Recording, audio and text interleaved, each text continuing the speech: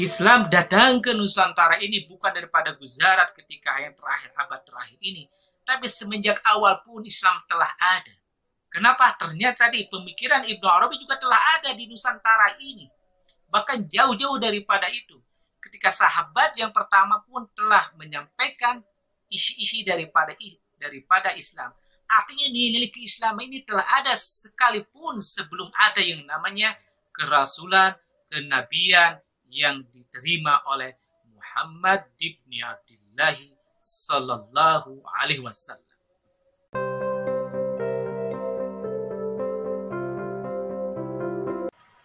Assalamualaikum warahmatullahi wabarakatuh.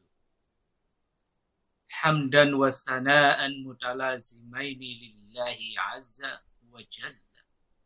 Salatan wa salaman li rasulihil karim zil khulqil azim Sayyidina wa maulana Muhammad ibn Abdullah sallallahu alaihi wasallam wa khatamin nabiyyin war rusul. Sahabat yang dimuliakan oleh Allah, pada kesempatan ini kami akan membedah kitab tasawuf yang besar pada masanya bahkan sepanjang zaman. Kitab Futuhat Makkiyah karya Syekhul Akbar Guru Agung Syekh Muhyiddin Ibnu Arabi. Pada kali ini akan dibedah yang diprakarsai oleh Lembaga Kebudayaan Islam Keluarga Besar Pelajar Islam Indonesia, yang menjadi mitra strategisnya adalah Forum Tsaqafah Islamiyah. Pada kesempatan ini juga kami mengucapkan terima kasih khusus kepada para penanggap maupun pembahas seperti Profesor Dr. Ridwan, kepada Yang Mulia Dr. Syafril, beliau sebagai Raja Gontar Sumatera Utara. Begitu juga kepada para pendanggap lainnya yang ada dari Sasak, yang tidak disebut satu-satu persatu. Yang pasti kami mengucapkan banyak terima kasih dan kepada para sahabat yang senantiasa mengikuti program yang diadakan oleh Lembaga Kebudayaan Islam Keluarga Besar Islam Indonesia, yang menjadi mitra strategisnya yaitu Forum Tsaqafah Islamiyah. Sahabat yang dimuliakan oleh Allah, sebelum membahas paragraf demi paragraf yang tertulis dalam kitab Futuhat Makkiyah, bahwa karya yang besar ini, yang semuanya adalah kurang lebih daripada 10.000 halaman, bahkan yang berisi lebih daripada 37 bab, serta dan yang lainnya dan lainnya. Sementara dalam pembahasan ini kita akan membahas tentang ta'amulat fil haqiqah al-wujudiyah yang berisikan 9 paragraf. Kenapa Syekhul Akbar memberikan prolog membahas tentang wujud al-ilahiyah atau al-haqiqah al-wujudiyah dengan paragraf sampai nomor ke-9? Tentu hal ini adalah bukan terjadi begitu saja, tapi beliau, terkhusus Guru Agung Syekhul Akbar Ibnu Arabi, punya tujuan yang utama dan nanti akan kita bahas pada pembahasan yang terakhir. Sahabat yang dimuliakan oleh Allah, sebelum membahas paragraf demi paragraf, izinkan kami di sini akan membacakan terlebih dahulu teks asli daripada Futuhat Makkiyah yang berbicara tentang ta'amulat fil haqiqah wujudiyah yang berisikan 9 paragraf utama.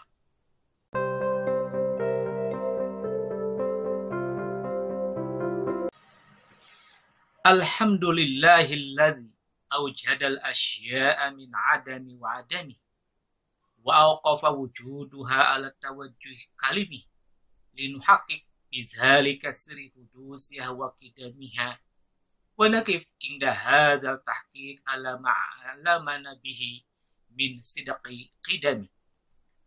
Fadhahara subhanahu wa dhahara wa ma batan walakinnahu batan wa absan wa asbata lahu al-ismal awwal wujuda ainal abdi wa qad kana lahu sabat wa asbata lahu al-ismal akhar taqdiral fana wal faqat wa qad kana qabla dhalika sabat falul al-asir wal mu'asir wal jahil wal khabir ma'arafa ahadun ma'ana ismihil awal wal akhir wal batin wal zahir wa in kanat asma'ul husna ala hadha tariqil asna walakinna bainaha tabayun fil manazil yatabayanu dhalika indama tattakhid wasail li hululin nawazil falaysa abdul halim huwa abdul karim walaysa abdul ghafur huwa abdul syakur فكل عبد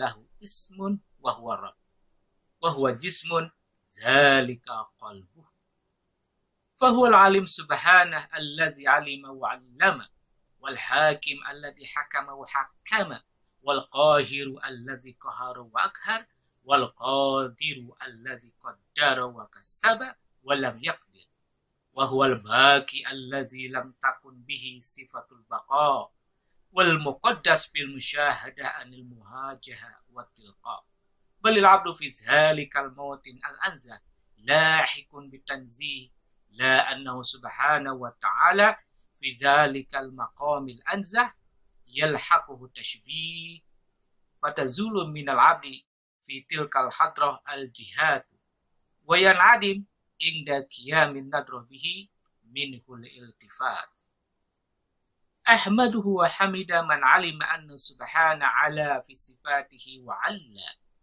وجل على معرفة ذاته مقفل إن خاطب عبده فهو المسمع السميع وإن فعل ما أمر بفعله فهو المطاع المطيع ولما حيرتني هذه الحقيقة أنشدت على حكم الطريقة الخليقة الرب حق والعبد حق يا ليت سري من المكلف إن قلت عبد فذلك ميت أو قلت الرب أن يكلف فهو سبحانه يطيع نفسه إذا شاء بخلقه وينسب نفسه مما تعين عليه من واجب حقه فليس إلا أشباه خالية على عروسها خلوية وفي ترجيع الصدى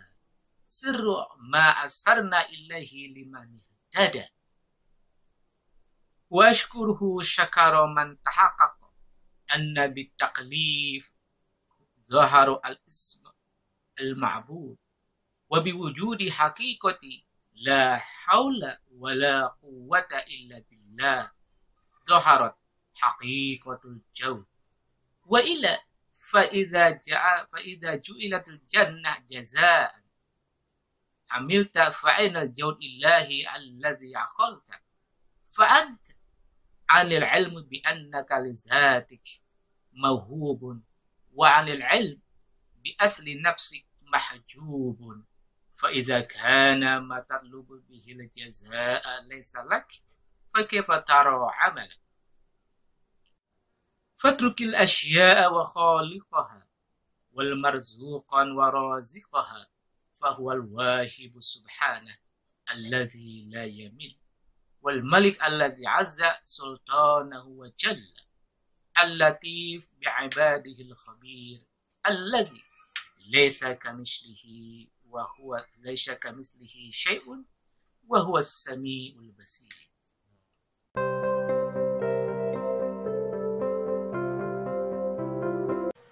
Sahabat yang dimuliakan oleh Allah,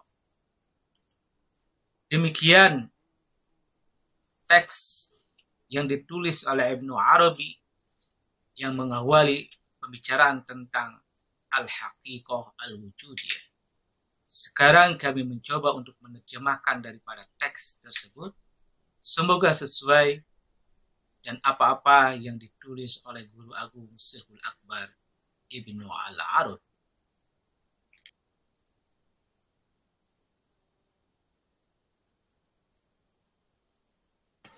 Dalam paragraf pertama, Ibnu Arabi mengucapkan puji syukur kepada Allah Subhanahu wa Ta'ala yang telah mengadakan sesuatu yang tadinya tidak ada menjadi ada, dan mentiadakan yang ada menjadi tidak ada. Dia telah mengadakan eksistensi dengan kata-kata yang singkatnya yaitu kata kun.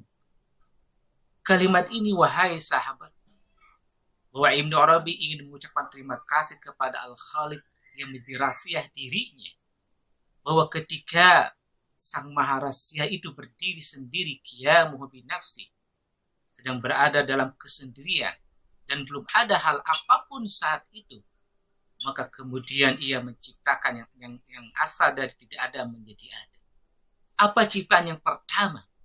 Sebagaimana ditulis dalam literatur klasik yang berbicarakan tentang penciptaan. Penciptanya pertama yang diciptakan oleh Allah adalah Nur Muhammad. Dengan sifat kunnya, maka terciptalah yang namanya Nur Muhammad. Jadi kun itu adalah sebuah kata, adalah berasal daripada rahasia yang agung. Sementara fayakun adalah untuk ciptaan yang bernamanya Nur Muhammad. Cerita penciptaan ini adalah terjadi khususnya ketika dulu kala di alam sejati, di alam gelanggengan. Karena pada saat itu yang namanya Rabb ketika berada sendirian berujar, Ana Rabb wa anta abd. Aku ini adalah Tuhan dan kau adalah hamba. Tidak ada yang menjawab. Kemudian mengatakan lagi Sang Yang Maha Agung, Ana Rabb wa anta abd. Tak seorang pun yang menjawab. Nah, yang ketiga kalinya, Ana Rabb wa anta abdun, dan tidak mengucapkan, maka dengan sifat kunnya, maka dia mengucapkan, mengeluarkan yang namanya Nur Muhammad, maka terciptalah Nur Muhammad. Maka saat itu telah ada. Kemudian baru mengatakan, Ana Rabb wa anta abd. Ana Rabb wa anta abd. Sebelum belum menjawab. Baik, kalau engkau adalah Tuhan, maka ciptakanlah selain aku. Tadi itu maka dengan sifat kunnya turun ke sifat yang dari Muhammad fayakunnya, maka terciptalah seluruh jagat raya ini. Maka secara tersirat bahwa kata fayakun ini adalah sifat untuk menciptakan segala penciptaan. Maka ada sebuah kalimat yang mengatakan, bahkan ini mendekati daripada sebuah hadis, laulaka ma khalaqtul aflaq. Wahai Muhammad, kalaulah bukan kau, maka aku tidak akan kuciptakan yang namanya jagat raya dan ciptaan ini. Yang sudah pasti di awal bahwa ciptaan ini di luar daripada konteks Nur Muhammad adalah semuanya berasal dari ciptaannya daripada sifatnya Nur Muhammad. Maka Nur Muhammad mengatakan, Ana bin nurillahi wal alamin nuri. Aku ini daripada cahayanya Allah, dari nurnya Allah. Sementara seluruh jagat raya beserta isinya adalah minuri dari ciptaan. Maka dalam konteks ini adalah Ibnu Arabi mengucapkan pujian yang agung bahwasanya yang telah menciptakan segala sesuatu dan yang asalnya tidak ada menjadi ada. Begitu juga mentiadakan yang ada menjadi tiada. Karena dia Al-Khaliq, bisa menciptakan yang ada dan juga bisa tidak menciptakan. Dalam tujuannya apa? Linuhaqqik, artinya agar kita bisa meneliti, bisa memahami rahasia daripada yang baharu, kudus. Rahasia daripada yang baharu itu ciptaan. Dan juga agar kita mengetahui yang namanya sesuatu yang langgeng, yang awal atau yang terdahulu. Karena dengan kita mengetahui yang awal dan akhir, yang kidam dan hudus, maka kita akan mengetahui tujuan utama dari penciptaan ini. Yang jadi pertanyaan adalah, mengapa yang penciptaan pertama itu namanya Nur Muhammad? Dijawab oleh sebuah hadis qudsi, kuntu kanzan makhfiyan. fa'aradtu an a'raf fa khalaqtul khalq. Kata Allah bahwa aku ini adalah sebuah perbendaharaan yang tersimpan, sebuah aset besar yang tersembunyi. Karena aku ingin dikenal, maka aku ciptakan yang namanya manusia. Karena kata khalq di sini adalah manusia. Kenapa? Karena hanya diri manusia yang bisa mengenal dengan paripurna terhadap yang namanya Rabb. Di luar itu tidak akan paripurna. Maka tujuan Allah menciptakan yang baru, yang ciptaan ini tiada lain tujuannya hanyalah manusia. Ingat, tujuannya adalah manusia, bukan yang lainnya. Yang lainnya adalah untuk penyempurna. Yang lainnya adalah untuk sebagai media penyerta daripada kehidupan yang namanya Muhammad, untuk mengisi, memakmurkan kehidupan yang namanya manusia. Maka itu bersifat yang namanya baru. Kemudian juga kita akan mengetahui yang baru artinya. Dan kita juga konteksnya akan mengetahui apa tujuan, apa historis tentang yang namanya kidam yang terdahulu nanti akan kita bahas. Yang pasti dalam paragraf selanjutnya Ibnu Arabi mengatakan,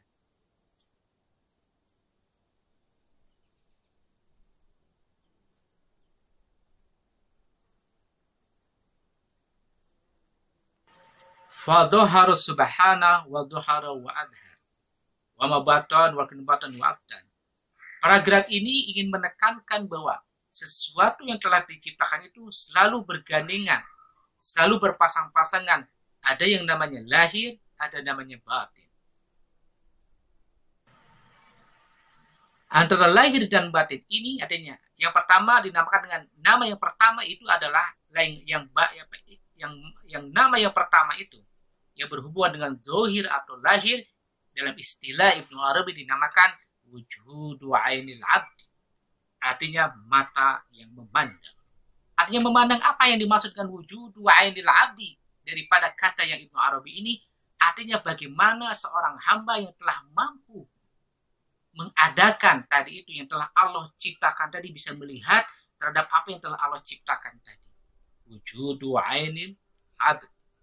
Adapun yang kedua, setelah mengetahui apa yang telah diciptakan, barulah nama yang kedua itu adalah yang namanya takdirul fana wal faqad. Artinya manusia sudah punya kemampuan untuk melenyapkan, karena makna daripada fana itu artinya lenyap, dan juga takdirul faqad menghilangkan. Artinya lenyap apa? Setelah seorang hamba dalam konteks ini mengetahui yang maha-maha, maka dia leburlah dirinya itu masuk ke dalam entitas yang namanya sibghat Allah, masuk dalam celupannya Allah. Logikanya adalah sepertinya kita membawa sebuah warna.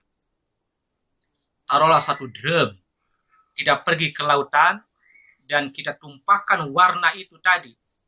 Taruhlah misalkan warna merah yang satu drum itu, dan dengan baunya yang menyengat, ketika dilemparkan, ditumpahkan di lautan, maka itu akan berubah. Berubah apa? Mengikuti warna daripada air, mengikuti baunya daripada air. Samudra lautan itu adalah namanya celupan Allah. Yang kita tumpahkan itu adalah diri kita ini. Maka ketika kita menumpahkan seluruh daripada tubuh ini, dari ujung rambut sampai ujung kaki, baik lahir dan batin, maka kita masuk ke dalam namanya celupan Allah. Maka saat itu tidak akan bisa membedakan lagi yang mana barang yang dicelupkan, yang mana adalah bahan yang menjadi celupan. Artinya tadi, yang mana air yang merah dan baunya macam-macam, dan mana lagi yang namanya samudra, semuanya telah masuk yang namanya sibghat Allah, celupannya Allah. Maka itu dalam bahasa adalah fana, lenyap. Adapun kata bako, artinya fakat menghilangkan. Menghilangkan apa? Dia telah menghilangkan yang namanya entitas batin. Tapi dia kembali lagi menunjukkan entitas yang zahir. Itu yang dimaksud daripada paragraf yang kedua ini. Adapun selanjutnya bahwa syarat untuk mengetahui paragraf yang kedua ini, walaupun secara tidak tersurat Ibnu Arabi mengatakan bahwa dalam paragraf ketiga ini adalah salah satu syarat agar kita bisa melakukan yang namanya wujudul ain dan bisa kita melakukan juga fana serta al-faqat. Syaratnya apa? Kata Ibnu Arabi, walaula al-asar wal muasir wal jahil wal khabir.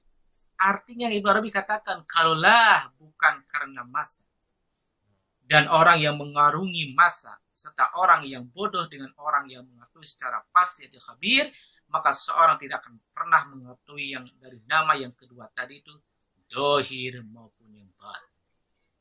Kata al-asru dalam paragraf ketiga ini itu memiliki konteks langsung dengan kata dalam surat wal asri innal insana lafi khusr. Wal asr sebagian menerjemahkan atau bahkan mentafsirkan adalah demi waktu. Demi waktu kapan? Demi waktu asar. Tapi kalau kita kembali secara etimologi, secara bahasa, tentunya kalau kita buka dalam Mu'jam Lisanul Arab atau Mu'jamul Ain, mu'jam yang pertama yang ada dalam peradaban literasi Arab atau literasi Islam khususnya, bahwa makna asr itulah sesuatu yang lembut atau sesuatu perasaan. Maka kalau kita pergi ke negeri Arab, ada nama sebuah minuman, namanya apa? Al-asir. Asir itu jus, hanya perasaan dari buah yang tadi itu, buah yang keras, kemudian diperas, di blender, maka menjadi yang namanya asir, sesuatu hasil daripada perasaan. Begitu juga wal asr ini adalah sebuah kelembutan. Hubungannya lagi dengan ayat dalam surat Al-Kahfi, wal yatalattaf wal yustirunna bikum ahada, demi yang lembut. Persyaratan yang lembut dan juga persyaratan yang kedua itu wal jahil. Piawainya Ibnu Arabi menggunakan kata jahil. Ini berhubungan pasti dengan hadis man arafa nafsah faqad arafa rabbah wa man arafa rabbahu faqad jahilan nafsah. Jelas kata jahil. Jadi memang konteksnya adalah konteks kata asar dan jahil.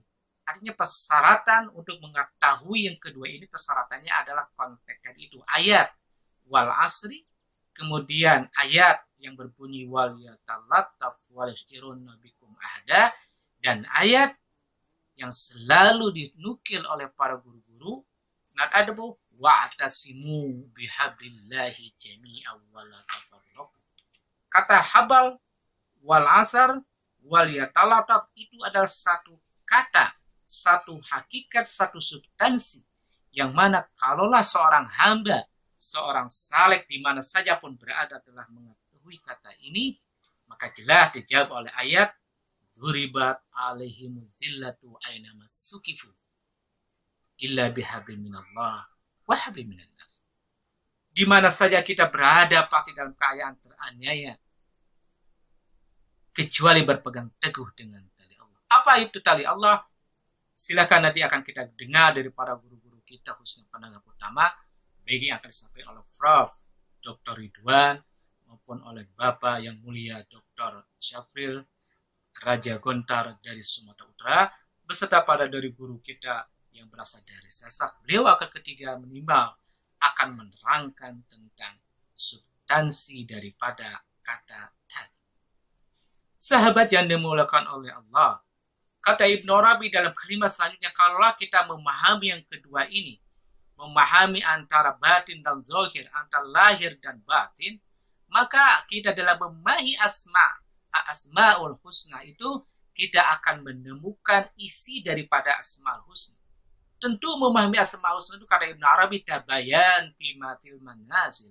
Artinya setiap manusia akan berbeda dalam pendapatannya. Dalam pendapatannya ketika mengartikan sebuah kata daripada asmaul husna, dari mulai kata Allahu Ar-Rahmanur Rahim sampai yang kata yang terakhir waktu as-sabur, kata yang 99, kalau dibuka dari secara makna lahiriah maupun makna secara makna batin, maka kita akan menemukan mutiara yang berada di lautan Nusantara. Sahabat yang dimuliakan Allah, kemudian Ibnu Arabi meneruskan lagi mengilustrasikan kembali, bahkan menganalogikan bahwa belum tentu yang namanya Abdul Halim dia juga sebagai Abdul Karim, begitu juga Abdul Ghafur, termasuk Abdul Syakur. Artinya belum tentu nama hakim itu adalah taruh misalkan seorang bernama Asep kalau berada di Tatar Sunda. Apakah dia Kasep? Kan belum tentu Kasep. Atau juga ada namanya misalkan namanya itunya Pak Selamat. Apa juga dia telah akan selamat? Belum tentu. Artinya bertentangan. Nah, artinya adalah Ibnu Arabi sebenarnya hanya ingin menjelaskan secara singkat bahwa yang lahiriah ini artinya tubuh manusia ini yang berbentuk sempurna, yang mulia ini, hatinya atau dalamannya itu adalah Rabb, artinya sang pemelihara. Karena paragraf ini sesuai dengan hadis qudsi, al-insanu sirri wa nasir, kata Allah. Manusia itulah rahasiaku dan aku rahasianya. Artinya manusia ini adalah, kalau kita ilustrasikan secara sederhana, manusia ini adalah bajunya yang menutupi Rabb sir tadi itu. Manusia ini. Sementara sir ini yang menutupi atau membajui yang namanya manusia. Artinya antara tadi itu, antara Rabb, antara sirullah dan sirul insan, kalau kita memaknai pakai sebuah idiom tasawuf, antara sirullah dan sirul insan ini saling menutup, saling bermitra. Nah, kalau kita telah bisa membedakan yang mana sirullah, yang mana sirul insan, maka kita hidup telah paripurna. Itulah dinamakan dengan al-insanul kamil wal mukammil. Sahabat yang dimuliakan oleh Allah,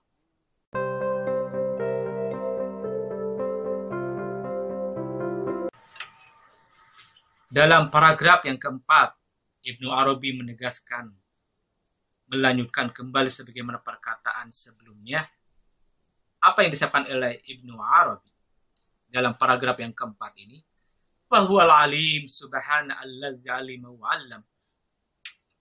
Ibnu Arabi bahwasanya sang yang maha agung itulah sang yang maha mengetahui. Yang mengetahui dan telah mengajarkan, tentu telah mengajarkan wa'allama Adam al-asma. Yang sama telah mengajarkan kepada Nabi Adam nama-nama. Kemudian telah telah menentukan, memberikan sebuah kebijaksanaan. Wal qahiru, juga dia yang telah memutuskan segala sesuatu dengan cukup tegas. Wal qahiru ali qadar, segala sesuatu. Artinya dalam hal ini yang selanjutnya itu yang paling tegus adalah dengan sifat-sifat yang di atas tadi, bahwa Ibnu Arabi telah mengatakan dalam kalimat yang selanjutnya adalah wal muqaddas fil musyahada anil muwajah wa tilqa balil abdu fi dzalikal model anza. Artinya yang bisa melakukan sebuahnya musyahada, memandang. Musyahadah ini saling pandang memandang. Apakah pandang memandang antara wajahan biwajihin? Tentu. Yang namanya memandang itu tentu wajahan biwajhin. Tidak mungkin memandang wajah, kita memandang, kemudian kita pandang, inilah membalikan. Itu bukannya saling memandang. Dan memang pakai kalimatnya adalah musyahadahnya saling berpandangan. Tadi itu antara sirullah dan sirul insan. Antara nurullah dan nur Muhammad itu berpandangan musyahadah. Apa syaratnya untuk bisa memandang? Ditegaskan dalam kalimat selanjutnya, maka Ibnu Arabi piawai menggunakan kata-kata. Apa katanya itu? Fizalikal mautil anza. Pakai katanya mautin. Mautin itu adalah tempat sejati atau rumah sejati. Artinya yang bisa melakukan musyahadah berpandangan yang sejati itu tidak lain hanya berada di dalam rumah sejati. Rumah itu sejati itu apa? Nanti akan kita bahas mungkin dalam pembahasan selanjutnya karena itu cukup memanjang waktu. Nah, ketika hambanya yang teresensi memandang yang namanya yang maha-maha tadi itu, lahikun bitanzi la anu subhanahu wa ta'ala tidak akan mungkin. Dalam hal ini tidak punya tasbih, tidak mungkin bisa diilustrasikan yang sama maha tadi. Mengapa? Sederhana ilustrasikannya tidak bisa dibicarakan bagaimana sang maha itu. Sederhananya adalah ketika kita minum teh manis, itu kan rasa manis itu tidak bisa dikatakan dengan kata-kata. Tapi harus dengan apa? Harus dengan zauk, harus dengan rasa. Artinya kalau ada orang yang belum pernah merasakan namanya teh manis, dan dia ingin mengetahui teh manis, tidak bisa disampaikan dengan kata-kata. Oh, Jang, Mas, Doro, Romo, sing namane ngarane manis iki, manis itu namanya ini. Tidak bisa dikatakan. Tapi coba kalau dikasih langsung teh manis itu, inilah Kang, ini noleceng yang namanya teh manis. Maka ketika orang tersebut meminum teh manis, oh gini, barulah itu orang bisa mengetahui. Nah, kalau terjadi antara dua tadi itu, taruh antara guru dan murid. Guru telah mengetahui yang namanya teh manis. Murid juga telah dibeli oleh gurunya teh manis. Nah, barulah bisa berdialog, barulah bisa berkata-kata. Bagaimana yang namanya manisnya teh manis. Begitu juga dalam konteks ini. Yang namanya musyahadah itu tidak bisa diilustrasikan dengan hal apapun. Kecuali dengan zauk, dengan rasa. Artinya bagaimana seseorang atau seorang murid untuk bisa mengilustrasikan namanya musyahadah, dia harus masuk dalam wilayah musyahadah. Kenapa demikian kata Ibnu Arabi? Karena Ibnu Arabi telah mengatakan dengan tegas dalam kitabnya Futuhat Makkiyah. Apa itu dikatakan oleh Ibnu Arabi dalam Futuhat Makkiyah? Beliau telah menegaskan secara pasti bahwa yang namanya kitab Futuhat Makkiyah ini, beliau katakan apa katanya? Fa innahu ayal Futuhat Makkiyah laysa min ulumil fikri wa innama huwa min ulumi at-talaqqi wat tadalli fala yahtaj fihi ila mizanin akhar ghairu hadza. Artinya kitab Futuhat Makkiyah ini adalah bukan secara pikiran ansih, akalan murni, tapi diperlukan langsung belajarnya talaki kepada seorang guru, dan muridnya harus masuk juga ke dalam. Tidak cukup kita meneliti hanya dengan penelitian kuantitatif, tapi juga harus masuk dalam penelitian kualitatif, seperti yang pernah sering dilakukan oleh para peneliti-peneliti daripada luar, dari barat. Kita ini hanya sekedar mampu meneliti, menganalisa hanya pendekatan literasi. Belum pernah kita menganalisa, meneliti, masuk ke dalamnya. Maka kalau kita masuk, kita akan bisa melihat dengan bijaksana. Kalau telah kita masuk ke dalam sebuah tema tertentu dan kita pernah masuk di dalamnya, maka kita akan bisa menilai dengan bijaksana. Sahabat yang dimuliakan oleh Allah,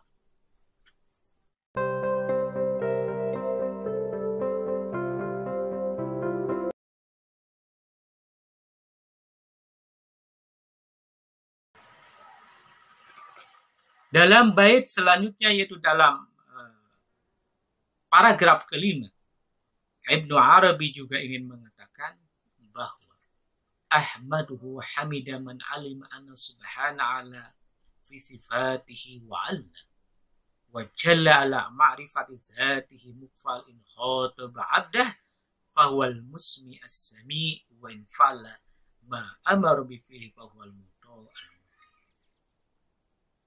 Paragraf ini adalah ada sebuah kata al-musmi as-sami, al-muta al-muti. Ini adalah bahwa Ibnu Arabi setelah atau ketika menulis Futuhat Makkiyah ini, ketika selesai bab demi bab itu langsung juga disampaikan kepada murid-muridnya, didialogkan. Maka ada kata al-musmi as-sami. Al-musmi itu artinya langsung Ibnu Arabi menjelaskan, mendengarkan, menyampaikan. As-sami artinya orang-orang yang mendengar dalam kalimat ini.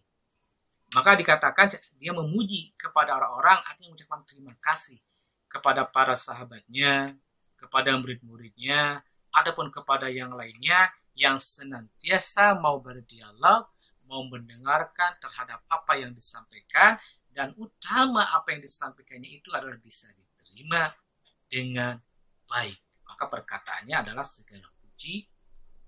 Nah, dari mulai paragraf awal sampai paragraf kelima, yang mana beliau adalah mengalami sebuah intuisi yang sangat dahsyat, melalui sebuah tajarub ruhani, sebuah pengalaman ruhani yang dahsyat, yang jarang dialami oleh seseorang yang berjalan dalam wilayah ketuhanan. Apa? Sehingga beliau mengeluarkan sebuah kalimat, dalam paragraf 6 ini,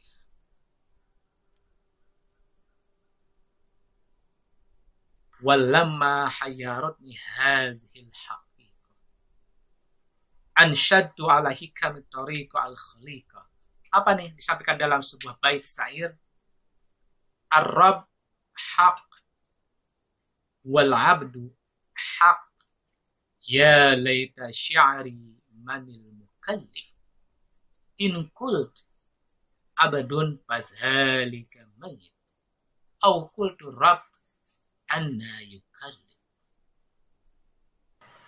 Artinya inilah sebuah syair tentang penegaskan kalaulah memang Ibnu Arabi dikatakan sebetulnya paham panteisme atau wahdatul wujud. Nanti akan kita bahas. Yang pasti dalam syair ini mengatakan Rabb. Ibnu Arabi tidak mengatakan Allah, tapi kepiawaiannya mengatakan kata Rabb. Sang pemelihara inilah benar ada. Wal abdu, hamba juga benar ada. Nah, kalau demikian, manil mukallif? Siapa yang akan memberikan kewajiban? Siapa yang akan memberikan membebani? Artinya akan berlaku kalau seandainya yang maha Arab itu juga adalah sang maha adalah benar, hamba adalah benar, kedudukannya adalah hanya siapa yang akan membebani? Karena inilah kata ini sebenarnya adalah kata untuk menunjukkan sebuah telah sampai dalam ketunggalan, dalam tunggal. Karena nanti kita akan bahas apa namanya wahdatul wujud, ada namanya apa wahdatul musyahadah, ada namanya kasratul musyahadah di dalam lanjutnya. Karena kami ingin menjelaskan daripada teks yang itu ilmu Arabi. Jadi inilah sebuah makna ekstasi telah sampai ke sebuah dan sebuah ketunggalan. Beliau tidak bisa membedakan lagi yang mana namanya Rabb, yang mana namanya hamba. Yang ada adalah satu. Nah, kalau adalah satu, manil mukallif. Yang satu mana khaliq dan mana abd. Maka katakan in qultu abdun, kalau saya aku mengatakan hamba, fazalika maka aku telah mati. Kalimat ini sama dengan pernah kata yang dikatakan oleh saya Siti Jenar yang telah mengatakan bahwa aku melihat orang-orang yang mati. Artinya orang yang mati itu apa orang? Orang yang ada di sekelilingnya Siti Jenar dicap oleh Siti Jenar sebagai orang yang mati sekalipun dia hidup. Mengapa? Karena orang-orang itu belum mengetahui terhadap Rabb, terhadap rahasia dirinya. Karena barang siapa yang belum mengetahui terhadap Rabb dan rahasia dirinya, maka dia adalah mayyitun, bukan hayyun, mati. Maka mengatakan kalau aku adalah hamba, tidak lagi namanya identitas namanya Rabb, maka aku adalah mati. Tapi kalau aku mengatakan lagi Rabb, siapa yang akan memberi beban? Ini sebuah dialektika, sebuah delika Ibnu Arabi kepiawi ingin mengatakan menerap mana'ab. Hal ini bisa dirasakan, ya, bisa dirasakan oleh siapapun, barang siapa yang menjalankan, melaksanakan juklak dan juknis dalam pencapaian sebuah suluk, sebuah perjalanan spiritual. Sahabat yang dimuliakan oleh Allah, pada paragraf yang ke-7 Ibnu Arabi selanjutnya menjelaskan bahwa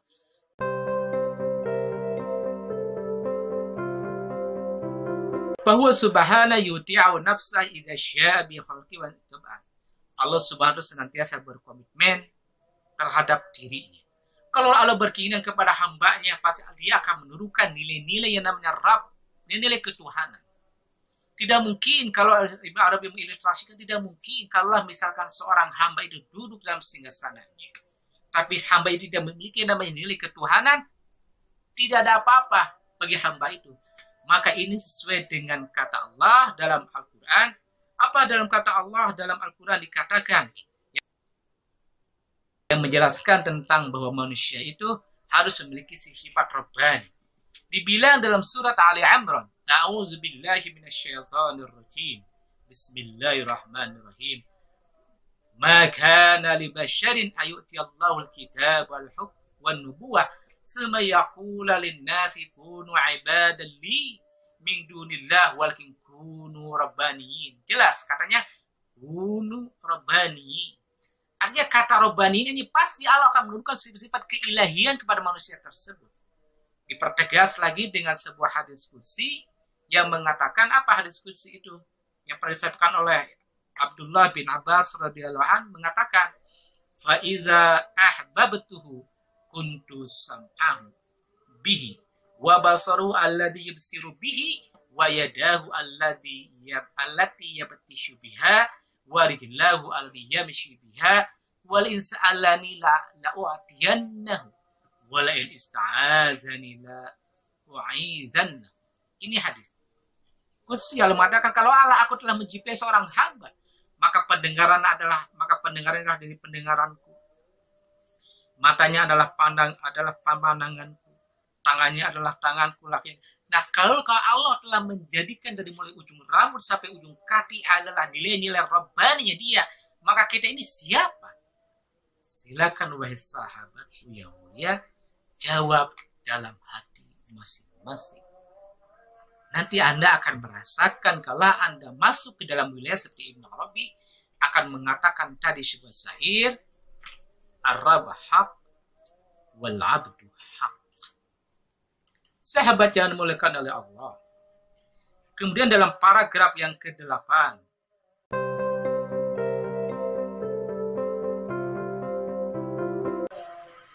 beliau mengucapkan juga ucapan terima kasih kepada man tahaqqaq yang bisa menganalisa bahwa bitaklif yang sedang menganalisa mana yang namanya abdun atau mana abdun, mana rabb, mana khaliq, mana ma'bud, dia berterima kasih.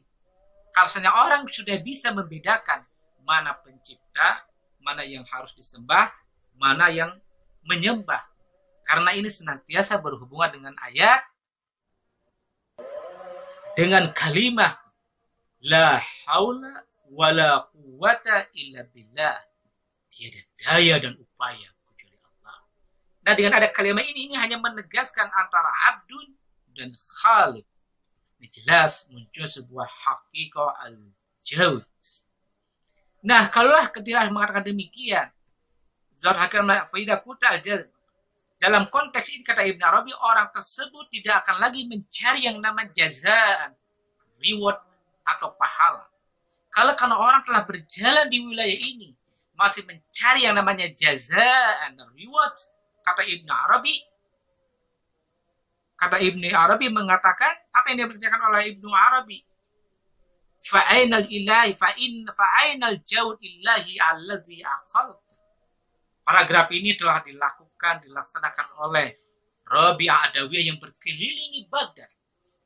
Rabi'ah Adawiyah dalam berkeliling, dia di tangan kanannya membawa obor api, di tangan kirinya membawa air.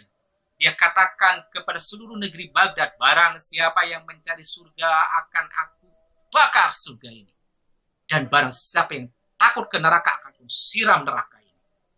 Tiap hari ya Rabi'ah Adawiyah berkeliling. Maka orang menanyakan, wahai kekasih Allah, kalau engkau bakar surga, kalau engkau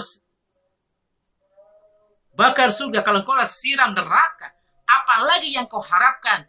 Yang aku harapkan hanyalah siapa pencipta daripada surga dan neraka. Jadi ini penduduk sebuah pencaharian tertinggi, akhirnya pemaknaan bahwa yang dicari itulah bukan jazaan baik jannah maupun nar, sekalipun itu telah diciptakan oleh Allah. Sahabat yang dimuliakan Allah, dalam paragraf yang terakhir yang ke-9 akhirnya Ibnu Arabi menutup dengan kata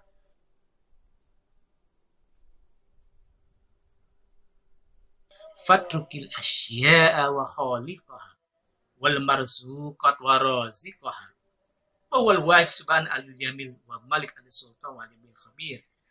Menutup bahwasanya dengan kalimat dengan menyitir ayat laisa kamislihi syai'un wa huwas samiul basir, bahwa Allah yang maha mendengar dan maha mengetahui tidak bisa diumpamakan dengan apapun. Oleh demikian, tinggalkanlah, lupakanlah segala sesuatu yang dari konteks yang paragraf yang ke-8, itu dengan jaza. Yang perlu dicari adalah siapa yang membuat jaza surga dan neraka. Sahabat yang dimuliakan Allah, demikian penerjemahan daripada teks asli karya besar, imam besar daripada Qurtubi, Syekhul Akbar Ibnu Arabi, yang berjumlah 9 paragraf. Ini menarik. 9. Karena yang paragraf yang ke-10-nya beliau tidak tulis. paragraf yang sebenarnya beliau simpan di dalam hatinya. Inilah sebuah kebiasaan daripada para guru-guru. Guru-guru tidak pernah menulis sebuah ilmu, sebuah rahasia di atas rahasia, ditulisnya bahkan disampaikan dengan kalimat, tapi senantiasa rasa disimpan di dalam hatinya ilmunya. Begitu Syekhul Akbar Ibnu Arabi dalam kitab berjilid-jilid ini sampai 10.000 halaman lebih adalah sekedar daripada pemahaman dan pengalaman dalam meniti yang namanya keilahian, ketuhanan. Sedangkan ilmu untuk meneliti tersebut beliau simpan di dalam hatinya.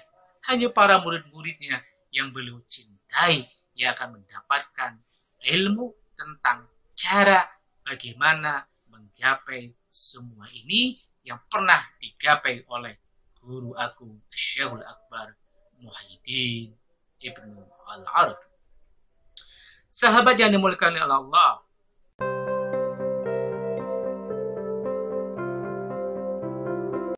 ringkasan daripada 9 paragraf ini yang pertama adalah bagi kami. Yang pertama adalah ingin menegaskan, akhirnya menafikan bahwa Islam datang ke Nusantara ini bukan daripada Gujarat ketika yang terakhir, abad terakhir ini. Tapi semenjak awal pun Islam telah ada. Kenapa? Ternyata tadi pemikiran Ibnu Arabi juga telah ada di Nusantara ini. Bahkan jauh-jauh daripada itu. Ketika sahabat yang pertama pun telah menyampaikan isi-isi daripada Islam. Artinya nilai keislaman ini telah ada sekalipun sebelum ada yang namanya kerasulan, kenabian yang diterima oleh Muhammad ibn Abdullah sallallahu alaihi wasallam. Maka dalam literasi Tatar Sunda kita mengenal yang namanya Islam lawas dan Islam anyar. Tentu Islam lawas dan anyar nanti kita akan bahas dalam tema yang lainnya. Yang pasti kami hanya ingin menegaskan bahwa nilai spiritual atau hakikat daripada agama itu telah ada di Nusantara. Yang kedua adalah hikmahnya, yang kedua adalah ternyata benang emas antara Syekhul Akbar dalam konteks ini dengan naskah-naskah klasik yang ada di Nusantara itu telah ada, telah terjalin. Terjalinnya itu apa? Karena kesamaan daripada ilmu. Karena jelas kalau yang namanya ilmu kebenaran itu bersumber daripada satu sumber, yaitu Kangjeng Nabi Muhammad Sallallahu Alaihi Wasallam. Adapun yang berbedanya adalah sekedar daripada narasi dan narasi. Isinya adalah sama. Akan kita buktikan, ikuti kajian-kajian selanjutnya tentang hakikat daripada sebuah suluk perjalanan spiritual. Akhirnya kami akhiri semuanya hal ini yang telah kami sampaikan. Semoga yang kami sampaikan ini bisa bermanfaat dan diambil hikmahnya. Adapun kalau belum sesuai dengan pemahaman atau pemikiran para sahabatnya, simpanlah dahulu di kantong masing-masing. Mungkin satu saat bisa diambil lagi kembali, bisa dilihat kembali terhadap penjelasan apa yang telah disampaikan oleh Guru Agung Syekhul Akbar Ibnu Arabi. Semoga kajian ini yang dimoderatori khusus oleh Romo Yai dari Pesantren Bekasi juga telah bisa memberikan sebuah nuansa yang baru dalam menyingkap sebuah kebenaran terkhusus pemikiran Syekhul Akbar Ibnu Arabi. Akhirnya kami tutup. Ilahi anta maksudi waridhaka matlubi a'tini mahabbataka wa ma'rifataka. Wassalamualaikum warahmatullahi wabarakatuh.